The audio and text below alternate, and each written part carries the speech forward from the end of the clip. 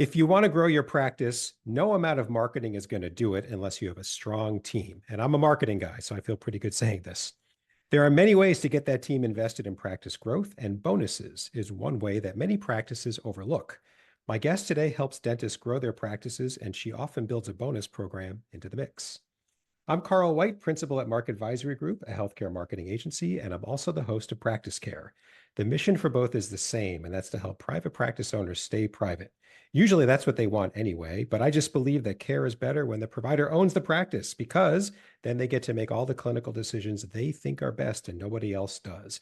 Nobody's whispering in their ear. Nobody's trying to get their agenda in. Nobody gets hurt, but it's still more for the provider to think about. So let's just keep it simple and keep it private. My guest today is Kelly Dahmer.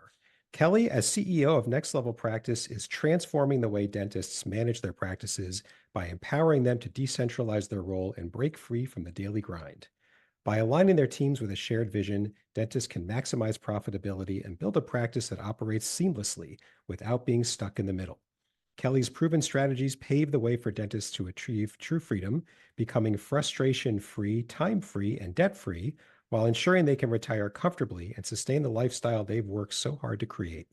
With over 6,000 practices guided and more than $1 billion in combined collections generated, Kelly and NextLevel Practice are equipping dentists to master the entrepreneurial side of their practices and build a lasting legacy. You've got a lot going on with all that. Thank you for carving out some time to come on Practice Care. It's a pleasure, Carl. Thank you so much for having me. I'm excited to talk to the practice care community, and this is a topic I'm really passionate about. And we haven't come close to anything like before, so I've been looking forward to this one as well. And just to say up front, you said this before we started recording, yes, you specialize with dentists, but what we're talking about is pretty universal. So if you're not a dental practice, this is still good for you. That's correct. Yeah. Yeah. Regular listeners of Practice Care know where I'm going to start. That was a bio. I asked you for a shorter bio. So fill in some of the gaps. Help us get to know you a bit better. Well, I think in healthcare in general, we find that our practitioners spend many years in schooling, learning all that there is to know about clinical skills and being able to deliver strong healthcare and treatments. And there's a lot of that business acumen that's missed in the education. And so what we're here to do is really help fill in the gap on making sure that our practice owners can also be really strong business owners. And in general, we do work with general practitioners, general dentist practitioners, but we always say that business, when you cut the roof off of things, is communication, right? So whether this is something that applies to your business specifically or not, if you really break it down and just simplify it, it can apply to any business out there. Great. So let's just jump right into it. Bonuses as a tool for growth. How does that all work? Big question. Yes. So yes, break it down for us. Well, I think that it's really important in this day and age to make sure that you are incentivizing your team in more ways than one and creating a really great culture and experience for them for multiple reasons, right? There's competition now in the workplace with different corporate entities that are kind of trying to come in and steal your team members and maybe have even, better benefits or more pay that they can offer them. There's different generations in the workforce now. So there's, the older generations, the middle generations, and now we have Gen Z entering the workforce. And they are all interested in being drawn to your practice in different ways. So I think that having a bonus system in place is really important when it comes to finding another benefit that you can bring to your team to attract and also retain great talent. Now, there's a few things that I want to make sure that I touch on that are important to think about and potentially have in place before you just try and drop the bonus in place. It's meant to be— You don't just give money away? You don't just give money away. There's more to it than that? Okay. Yeah. But that sounds so nice. Just give me some money. Well, and that's part of the problem that we're going to talk about later is a lot of times practices have this bonus in place and they're like, why isn't this working? And it's like, we want to make sure that it's specific. We want to make sure that it's tailored to the team so that it works. And we find that when it's not working, it's usually because one of these things isn't in place or it hasn't been implemented properly. Okay. So why it's important. having a tool to attract and retain great team members, right? And keeping in mind the different generations, the competition that you now have happening out there, and the purpose for the podcast as far as keeping it private. And then the other thing that we're going to talk about as well is personas. There's 4 different types of personas that you have in your team, and not every single persona is actually going to be motivated by money. So Right. there's another challenge with that as well Yeah. is, okay, if I've got a team member who is not numbers driven, they don't like to talk about goals, they don't like to talk about numbers, how do I attract that person to this, Hmm. so they don't think that we're just putting another system in place that isn't going to work for them. Right. One of the ways that you do that is by making sure, and a lot of practices usually do have a vision, a purpose, and values that they have. Either they, created it and it's living on the wall somewhere and they maybe talk about it, once a I year. hope it's more than that. We've all lived through that.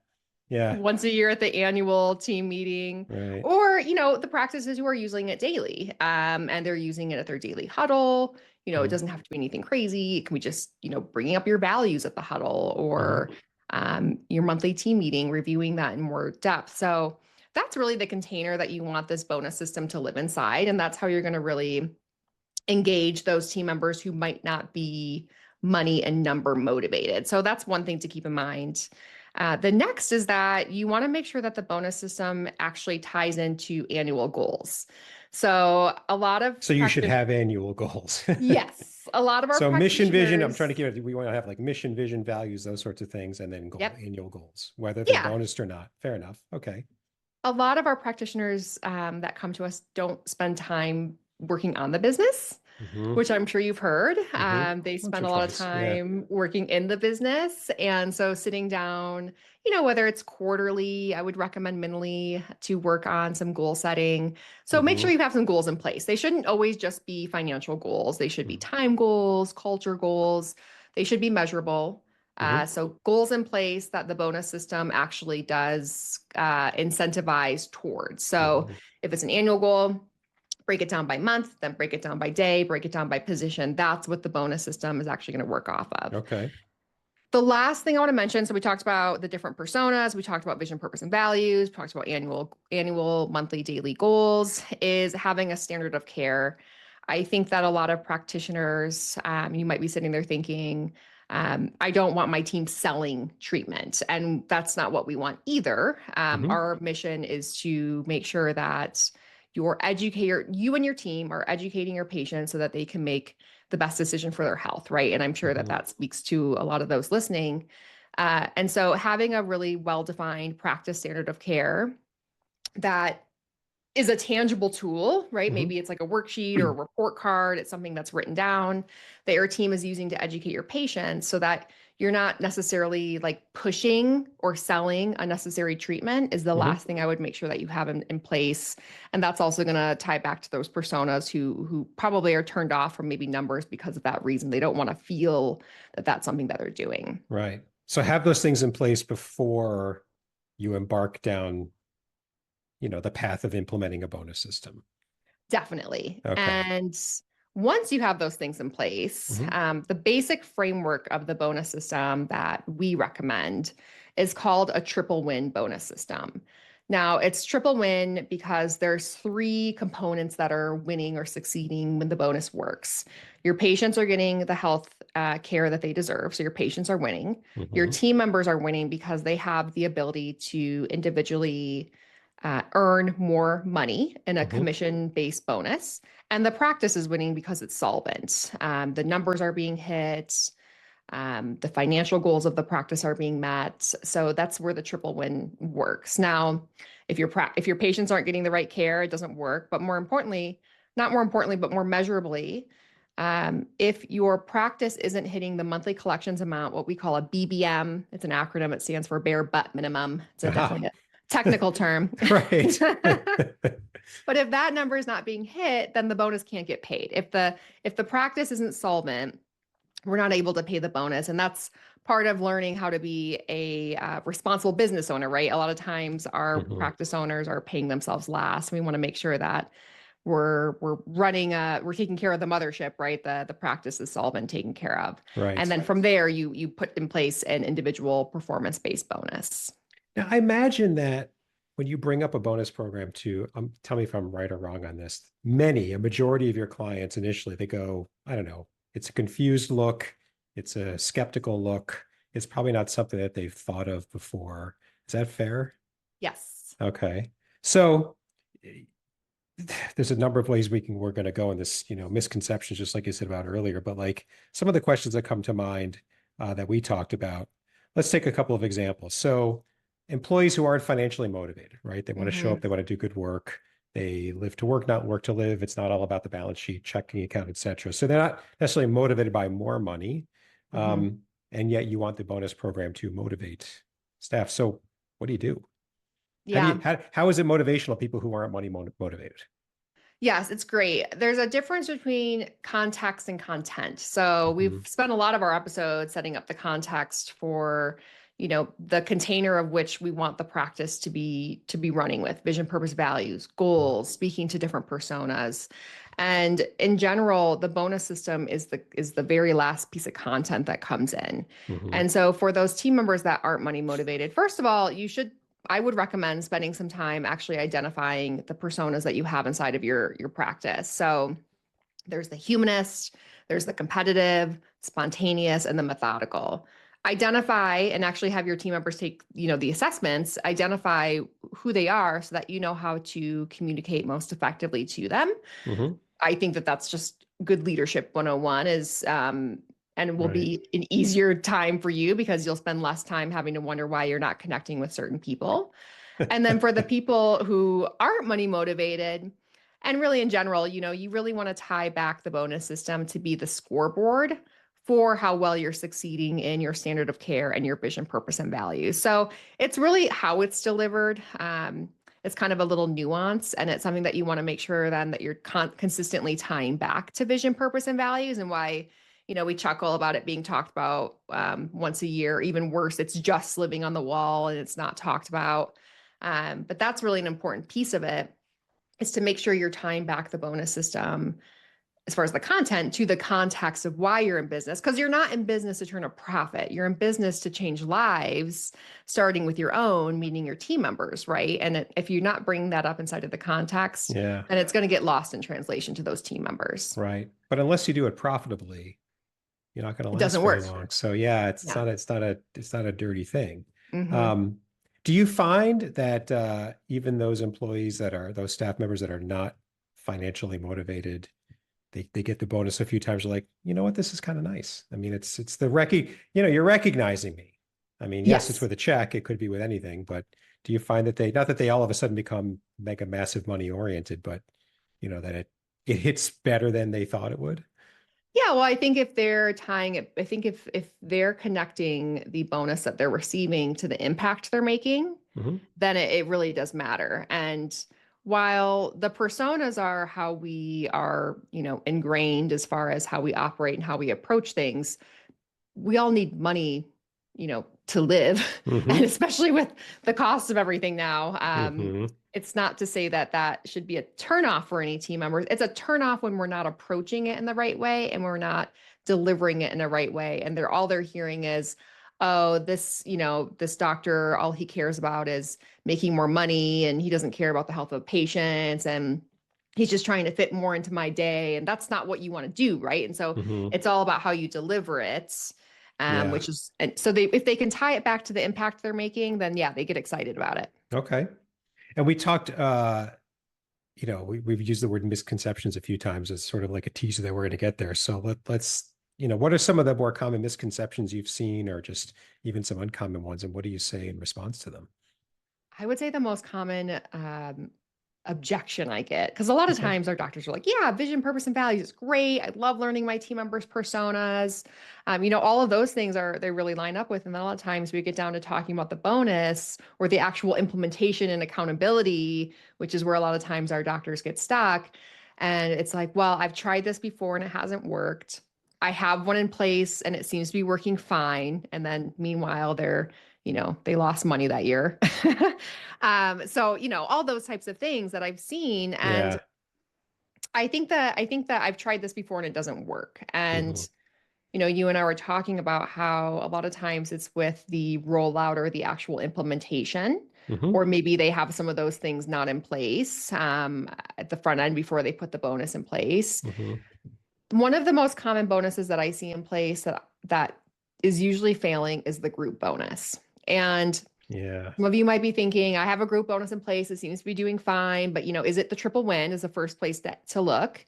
And going back to retaining your rockstar team members, I have found that when you have a group bonus in place, your rockstar team members who are maybe carrying the load for some people are getting the same amount of commission as your B players who are sometimes not giving it their all. Hmm. And what we found is that your rockstar team members are a little bit miffed by that, right? It might not be enough to where they're actively seeking other employment or anything like that, but trust me, it does add up over time. And you can tell. You can Yeah. easily tell. I did more than them, or I'm carrying them. Free riders. Oh yeah. They're Yeah. painful. Yeah. And guess what? Your B players are saying, "Oh, I don't have to work as hard as that person and I can make the same commission. This is great. This Hmm. works really well for me." Hmm. So I would rather err to the generosity of your rockstar team members than erring to the generosity of your B players. And I think that's the main difference between the group bonus versus an individual Hmm. performance-based incentive, which is the piece that we haven't really talked about yet. The piece of the triple win bonus that we really do recommend is that it's not a group bonus. It Hmm. is an individual performance-based incentive that's broken down by position, by daily goal, and then they're commissioned off of that. So there's a lot of measuring that's got to go on if it's daily goal. Yeah, and it seems like it, but guess what? If you build in a measuring system that also has an accountability for systems that you want to have in place in the practice, you're working smarter, not harder. And I think Hmm. that it can sound like a lot to do, but a lot of times the systems that you have in place right now are already pretty inefficient. And so changing them, you'll find has a better result and a better outcome than what you're currently doing. Yeah, and it's always worth it. Like it feels like a lot of work and Yeah. it might be one time, but once the system is built and launched and running, it's the savings are just dwarfs whatever you felt you were putting in just to set it up Yeah, because just about every it's a time. built-in accountability machine, right? And then your team's bonused off of it. And guess what? A lot of team members do want to be able to self-manage, and having a daily goal in by position does allow for them to look at their goal and say, did I hit my goal today or not? And what do I have to do tomorrow in order to hit my goal? And so it Hmm. does kind of allow them to look inside without having to have a manager come to them and talk to them about their performance. They can actually look at it themselves. Now, it's not to say that you don't need a manager anymore. You might still need someone to have conversations, but it does help with the accountability and having really productive team members. Right. So that's one misconception where the answer is believed to be group bonus. What are some other misconceptions that or objections? Let's just call it what it is, objections that you commonly hear. Well, I would say the other one that I definitely hear a lot is that they don't want to create competition inside of their team. Mm. And I think that comes back to why they're doing a group bonus. It's kind of comes to the same answer, right? Where they might not realize that even though they're paying their team members the same amount, they are still creating some competition.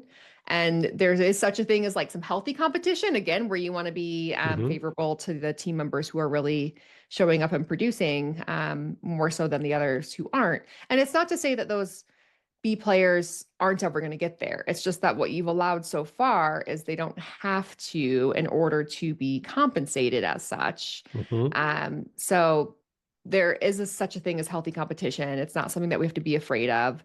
As business owners, sometimes I think, and even more now post 2020, it's like we have a fear of loss, or we operate sometimes from a place of scarcity because we're afraid of losing people. And it doesn't always have to be that way. I think looking inside and saying, is that a place that I'm operating from, is a good awareness to see if you're not afraid of the loss. That's a good place to be sitting inside of when you're making these decisions. Yeah. I have a client right now where a person whose contract got renewed but should not. And Yeah. she admitted it. She's like, I just need the warm body. And I just said, Hmm. normally the words warm body are massive red flags shooting up in great numbers saying, don't do it, don't do it. But it was the same thing. It's impossible to find people. And there's a lot of truth in that. But yeah, nevertheless, it's oof. But at least, you're not paying them the same or compensating them the same. And if they ever want to know how come that one got paid more than me, well, let's dig up the scorecard and show you exactly Totally. why. It shouldn't be any mystery. This is all laid Yeah. out. Yeah. Which is another thing that prompts me another thought in my head. It's like, in general, this is a general sense, but we don't recommend giving base increases in compensation. We recommend giving increases in performance-based compensation. Wow. Um, Never a thought of lot of that. a lot of practices, they'll just do like their 3 or 5% annually, and your team just plans to sit down with you at your performance review and get their raise. But it's like we also recommend our practices separate the performance review with the raise increase, the wage increase, and recommend that the employee should be the one initiating the conversation and bring to the table the return on investment that they're bringing for the practice. So flipping the script on kind of that status Hmm. quo of what's just been for so long. And it probably does seem scary because it's different. And it's like, that's not the way we've been doing things. I don't want to minimize the challenges happening inside of the hiring industry and what's going on with all of that right now, because that Sure. is a very real thing. It's just that there is a different way of doing it. And until you try, you don't know. And you might say, oh, it's impossible for hiring. And if you think it's so, then it is going to be so. All right. So what if you got a bonus system in place, but it's still not working? I think the first thing that I would recommend doing is going back to the pieces that we talked about at the top of our time together, making sure that you understanding your team members' personas, having that strong vision, purpose, and values in place for the practice, and having that at the forefront of conversations, annual goals in place that are broken down then by position, and a strong standard of care that you're operating from. Make sure those are in place. And if something Hmm. doesn't seem right, then relooking at part of that structure for the system. And it could also be that the goals that are set are unachievable. And we don't want the bonus to be demotivating, Hmm. right? There is a fine line between making sure that this is put in place appropriately to motivate and inspire versus it's not put in place appropriately and it demotivates. Not And to you look scare at it, you people, but I go, want, that's yeah. fantasy land, man. There's no way we're ever going to pull that off. So Yeah. yeah. So one thing that you could do that I really love recommending for our practices just starting out with this bonus is you can actually do quarterly increments where you start with quarter, the first quarter that you're doing this, you start with the goal, and then the next quarter increases by 5,000, and then it keeps increasing quarter by quarter. And you alert the team ahead of time that it'll be increasing Hmm. so that they're not just thinking that each time you start hitting the goal, it moves. But what this does is it helps to create a culture of wins and achievement so Hmm. that you have that momentum going. Um, to where you can actually, have that BBM number set and appropriate. The only time this might not be appropriate if your overhead's totally maxed out, your expenses Sure. are through the roof.